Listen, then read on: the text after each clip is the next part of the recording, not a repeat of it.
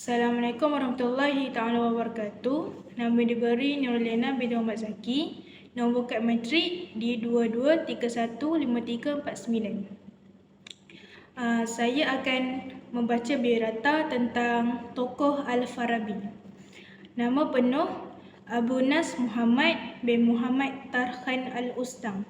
Tarikh lahir tahun 257 Hijrah bersamaan 870 Masihi. Tempat lahir Wasij, wilayah Transoxiana, negara Turkistan. Tarikh kematian bulan Rejab 339 Hijrah bersamaan 950 Masihi. Maklumat ahli keluarga: keturunan ibu Turki, pekerjaan tidak diketahui. Keturunan bapa Persia, kerja sebagai pegawai tentera kerajaan. Tempat tinggal Turki, bangsa Turki, agama Islam. Pendidikan awal dan pendidikan tinggi, sekolah rendah dan sekolah menengah. Belajar dari guru-guru persendirian, pergi belajar di rumah guru yang berkenaan, dan belajar secara formal di masjid-masjid yang terdapat di Wasij. Pekerjaan beliau seorang yang berilmuan yang terkenal kerana hasil kerja dalam penulisannya. Beliau berkemampuan menguasai pelbagai bahasa dan cabang ilmu pengetahuan. Beliau terkemuka dalam bidang falsafah, logik dan sosiologi. Memiliki ilmu pengetahuan yang mendalam dalam bidang perubatan, sains, matematik dan sejarah. Dan beliau seorang ahli muzik seperti bermain gambus. Penulisan yang dihasilkan sama ada dalam bentuk buku, jurnal dan lain-lain. Contohnya, buku pengajaran dan teori muzik Islam yang berjudul Al-Musika. Buku Ar-Rahal Al-Fadilah dalam bidang sosiologi. Fursus Al-Hikam dalam bidang falsafah. Buku yang lain seperti etika, metafizik dan perubatan. Pencapaian beliau mengarang sebuah karya mengenai politik ketika berada di Mesir, iaitu sekitar tahun 337 Hijrah. Beliau kembali ke Damsyik untuk menghabiskan sisa-sisa hidupnya sebagai seorang cendekiawan di sebuah istana Aleppo semasa pemerintah Syria yang baharu. Saya akan menerangkan tentang kepakaran yang dimiliki oleh beliau. Beliau seorang yang mahir dalam bidang persembahan muzik. Beliau juga mencipta gambus, iaitu alat muzik. Beliau juga seorang yang mahir dalam pelbagai bahasa. Kepakaran Al-Farabi bukan itu saja. Beliau mempunyai pengetahuan yang mendalam tentang sejarah, sains, matematik dan perubatan. Saya akan menjawab bagaimana beliau boleh menjadi inspirasi kepada saya. Beliau menjadi inspirasi kepada saya kerana beliau seorang yang bersungguh-sungguh, berdedikasi dan rajin berusaha.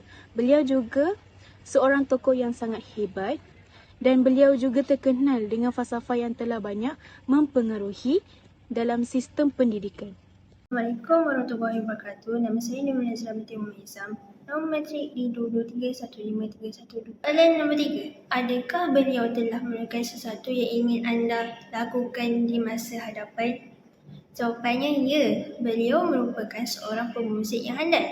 Lagu yang dihasilkan meninggalkan kesan secara langsung kepada pendengarnya. Selain mempunyai kemampuan untuk bermain muzik, beliau juga telah mencipta satu jenis alat muzik yang dikenali sebagai gambus. Kemampuan Al-Farabi bukan sekadar itu, malah beliau juga memiliki ilmu pengetahuan yang mendalam dalam bidang perubatan, sains, matematik dan sejarah. Namun keterampilannya sebagai seorang ilmuwan yang tergolong lebih dalam bidang falsafah. Bahkan kehebatannya dalam bidang ini mengatasi ahli falsafah Islam yang lain seperti Al-Kindi dan Ibn Rus. Dalam membicarakan teori politiknya, beliau berpendapat bahawa akal dan wahyu adalah satu hakikat yang padu. Sebarang percubaan dan usaha untuk memisahkan kedua-dua elemen tersebut akan melahirkan sebuah negara yang pincang serta masyarakat yang kacau balau. Oleh itu, akal dan wahyu perlu dijadikan sebagai dasar kepada pembinaan sebuah negara yang kuat, stabil dan makmur. Al-Farabi banyak mengkaji mengenai falsafah dan teori Socrates, Plato dan Aristotle dalam usahanya untuk menghasilkan teori serta konsep mengenai kebahagiaan. Maka tidak heranlah Al-Farabi dikenali sebagai orang yang paling memahami falsafah. Yang keempat, jika anda boleh bertemu dengan Al-Farabi pada hari ini, apakah soalan penting yang anda ingin tanyakan kepada beliau? Berikan alasan anda. Saya akan mungkin bertanya kepada Al-Farabi tentang pandangannya, iaitu tentang keadilan dan tentang kaitan falsafah politiknya dalam konteks dunia moden dan bagaimana pemikirannya boleh memberikan pandangan untuk menangani isu-isu kontemporer. Soalan yang kelima, apakah pengajaran hidup berdasarkan personaliti atau pencapaian yang anda pelajari daripada beliau?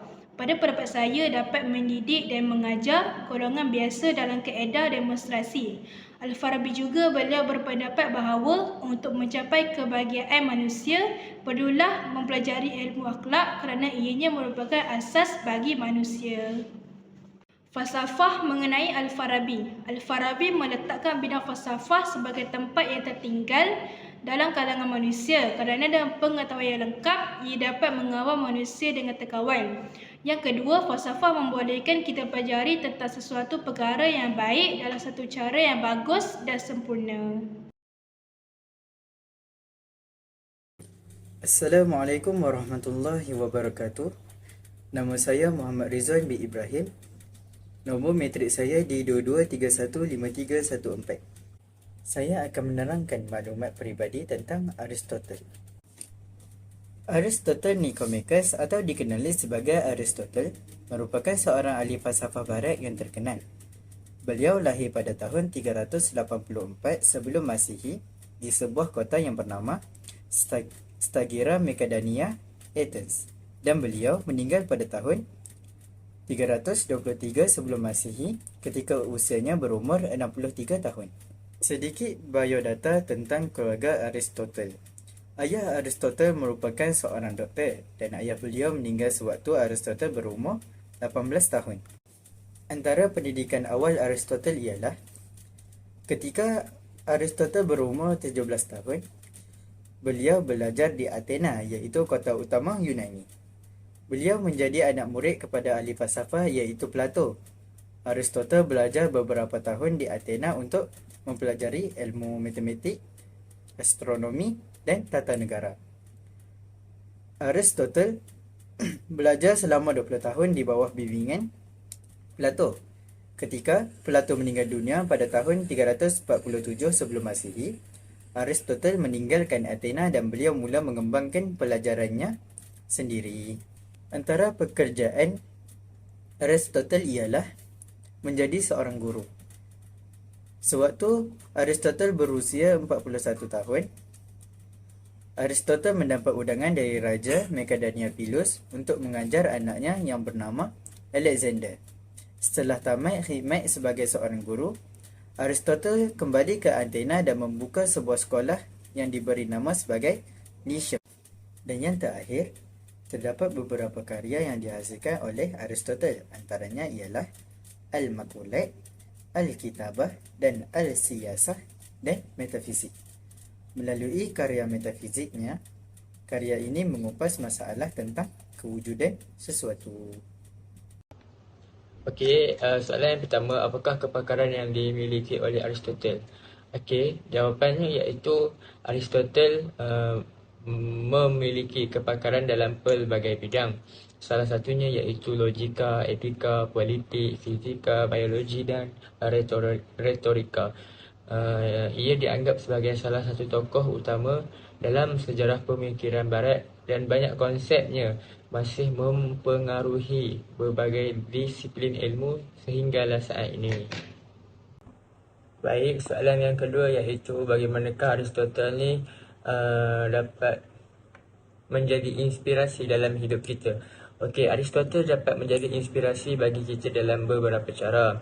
Pertama, dedikasinya terhadap pengetahuan dan pemikiran kritis dapat mendorong kita untuk mengembangkan kemampuan intelektual. Kedua, prinsip-prinsip ketika Aristotle seperti konsep kebajikan dan hidup yang seimbang dapat memberikan pedoman untuk menjalani kehidupan yang bermakna. Selain itu, pendekatan Aristotle terhadap politik dan masyarakat juga dapat memberikan wawasan tentang bagaimana membangun komunitas yang adil dan berkelanjutan. Baik, soalan yang ketiga iaitu adakah beliau telah melakukan sesuatu yang saya ingin lakukan pada masa hadapan?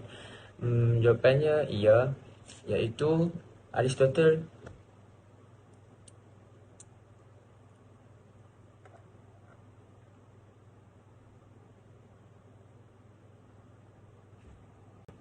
bagi menjawab soalan yang keempat iaitu jika saya berjumpa dengan Aristotle pada hari ini, apa yang saya akan tanya kepada dia? Soalan yang saya akan ajukan kepadanya iaitu tentang konsep-konsep seperti hakikat kebahagiaan, kebajikan ataupun hukum alam. Selain itu, saya juga ingin bertanya bagaimanakah dia melakukan penyelidikan dan pengembangan konsep-konsepnya. Dan yang terakhir, soalan yang saya ingin tanya iaitu apa yang mengilhamkan atau memotivasi dia dalam mencapai pemahaman yang tinggi macam tu. Okey, bagi soalan yang kelima iaitu apakah pengajaran daripada personality sendiri Aristotle tu. Okey, pengajaran yang saya dapat yang pertama iaitu etika kebajikan. Pentingnya mempraktikkan kebajikan dalam kehidupan sehari-hari seperti keberanian, kesopanan dan keadilan. Seterusnya iaitu hidup seimbang. Aristotle ni dia mengajarkan kita konsep golden mean iaitu mencari keseimbangan di antara ekstrim dalam setiap aspek kehidupan. Dan poin yang terakhir saya iaitu pentingnya persahabatan. Okey, Aristotle ni dia mengakui nilai persahabatan sebagai faktor kunci kehidupan yang bermakna dan bahagia. Saya Muhammad Afiq bin Muhammad Rosli.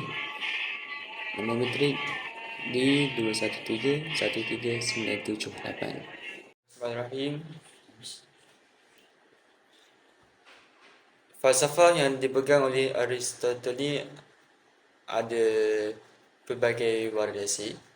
Antaranya adalah falsafah hylomorphism yang berasal daripada bahasa Yunani, iaitu perkataan hylo dan juga morph. Perkataan hylo membawa maksud kepada nilai sesuatu objek, dan morph pula membawa maksud sifat ataupun karakteristik yang terdapat pada objek tersebut.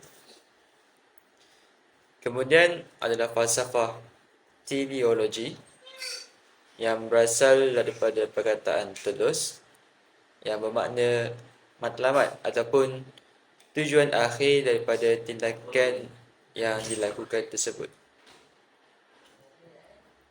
Seterusnya ada falsafah logik, seperti mana yang kita ketahui, Organon yang merupakan salah satu karya daripada Aristotle itu membahaskan prinsip-prinsip asas tentang teori logik. Dan kemudian adalah falsafah empirism yang bermaksud semua ilmu pengetahuan ini adalah hasil daripada pengalaman manusia itu sendiri. Jadi, setiap individu itu mempunyai pengalaman ataupun ilmu pengetahuan yang berlainan, tergantung daripada situasi ataupun keadaan yang dilalui oleh individu itu sendiri. Dan antaranya adalah falsafah politik Aristotelian yang menurut Aristotle itu sendiri adalah politik bukan sesuatu yang berkaitan dengan ilmu pengetahuan, melainkan tindakan itu sendiri.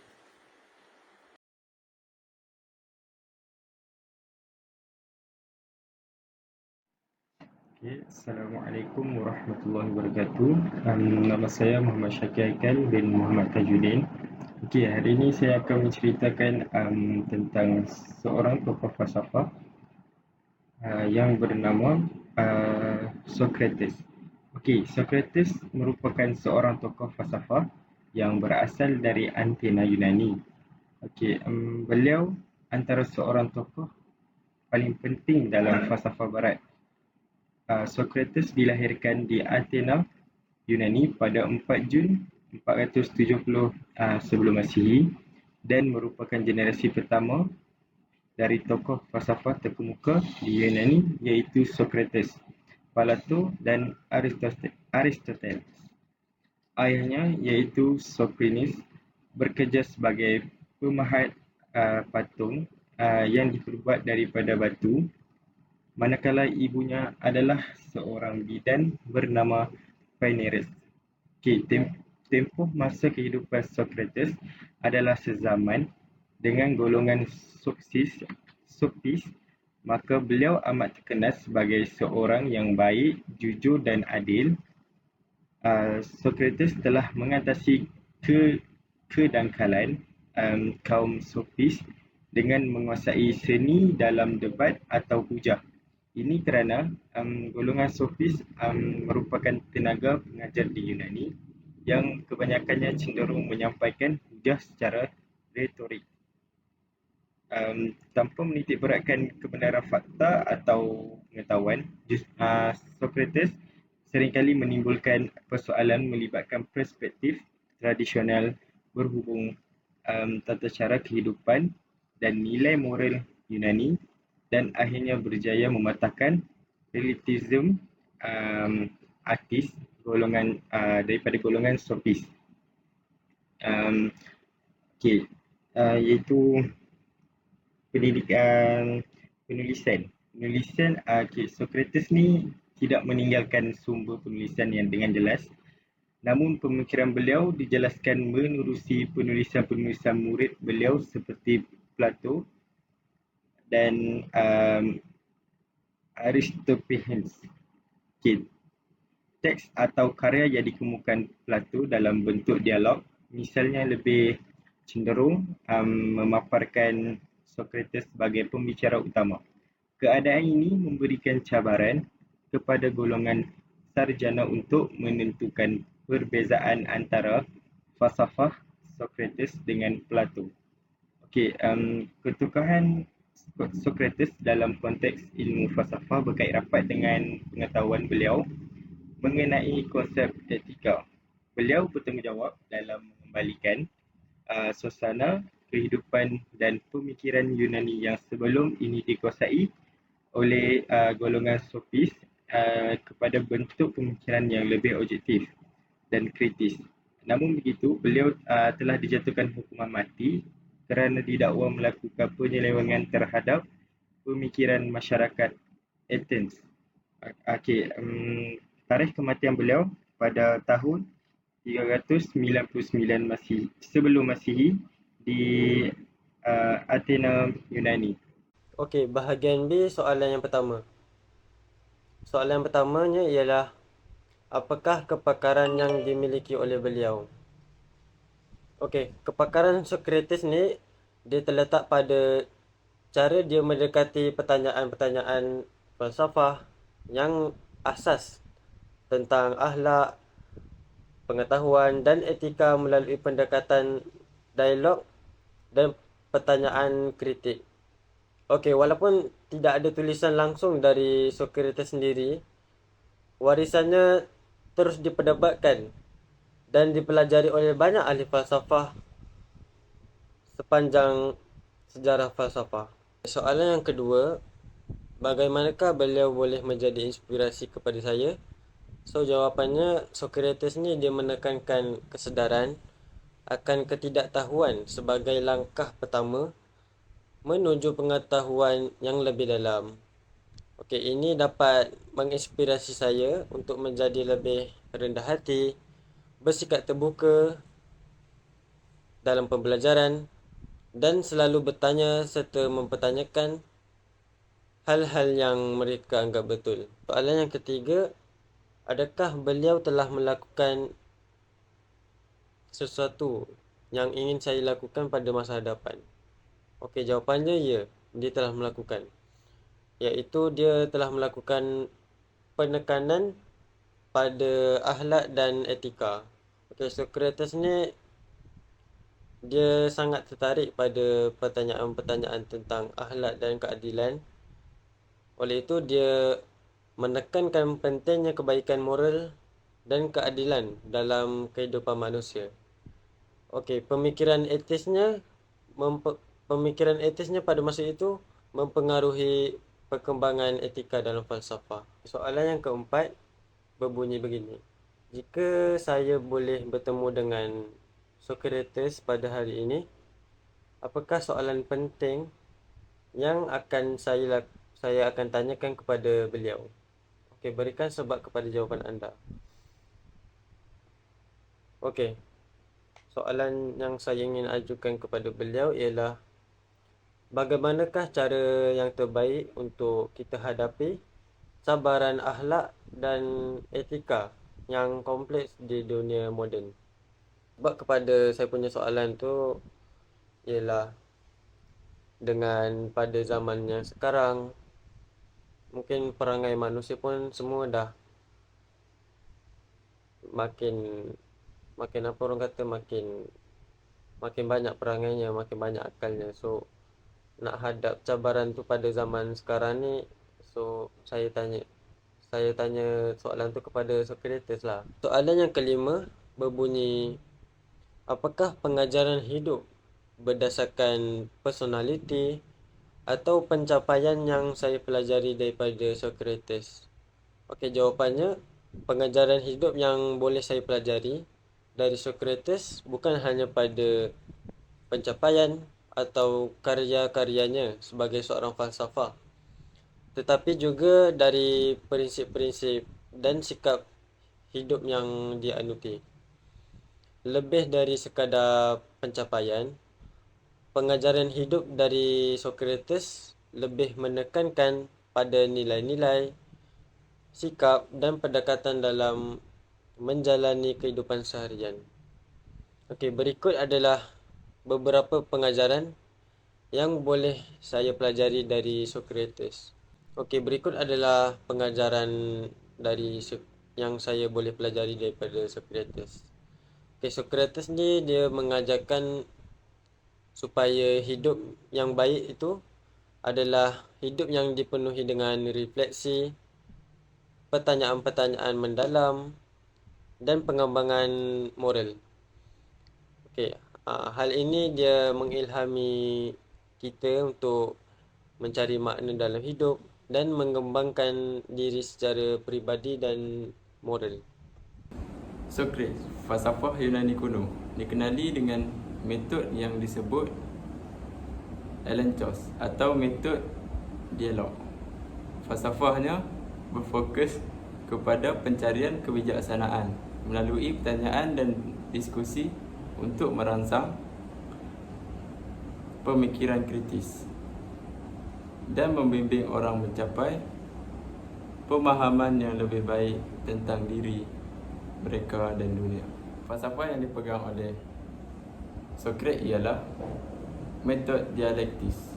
Yang kedua, pengetahuan dan kebijakan. Yang ketiga, keadilan dan kepatuhan hukum. Dan yang keempat, pengakuan ketidaktahuan. Terkenal dengan pernyataannya, aku hanya tahu bahawa aku tidak tahu.